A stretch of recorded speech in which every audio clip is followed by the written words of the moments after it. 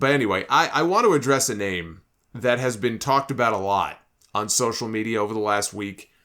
I cannot even believe this is a thing. I don't know where this started. Nothing has been reported about him anywhere. And that is Jon Moxley. It seems to me what's happening here, people are jumping to conclusions because his contract is up soon. So they're jumping to conclusions because we haven't heard anything new about him signing a new deal or extending his deal, that Jon Moxley could possibly be headed back to WWE. When he signed with AEW, I believe it was a 3-year deal. And that was back in 2019, which means his deal would be up in a few weeks, either the very end of April or possibly early May. So if I remember, his WWE contract ended that year. I want to say it was like April 30th. I think it was the very end of April. And then obviously the month after that, Double or Nothing, Jon Moxley shows up. So when he put pen to paper on his AEW contract in terms of the specific date, that I don't know.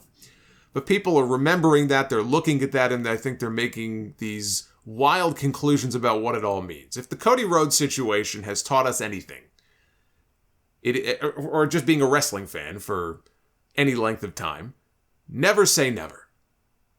And there will be more AEW names that make the jump to WWE. Cody Rhodes will not be the last. I think that's pretty much a lock. Cody Rhodes will not be the last. And when I say names, I mean even fairly big names that will either jump to or jump back to WWE. There will be more over time, especially if they continue to treat Cody as well as they have so far. Moxley is not going to be one of those names. Not now. Not yet. Cody obsessed over WWE while he was in AEW, wouldn't stop talking about them and the throne and all the stuff that he did. It felt like he had unfinished business there. He couldn't let it go.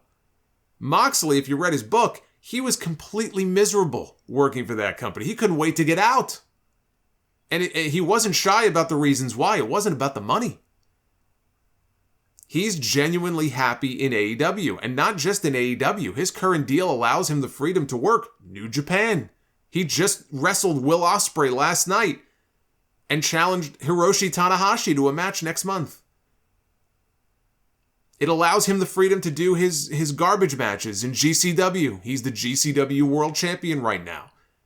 He loves working those types of matches. Bryan Danielson said one of the reasons he left WWE, he being Danielson, is because Vince McMahon wouldn't let him bleed. If Danielson wants to bleed, how do you think Jon Moxley feels? Who's bled more in their time in AEW? I know Moxley's been here longer, but, just think of all of these things.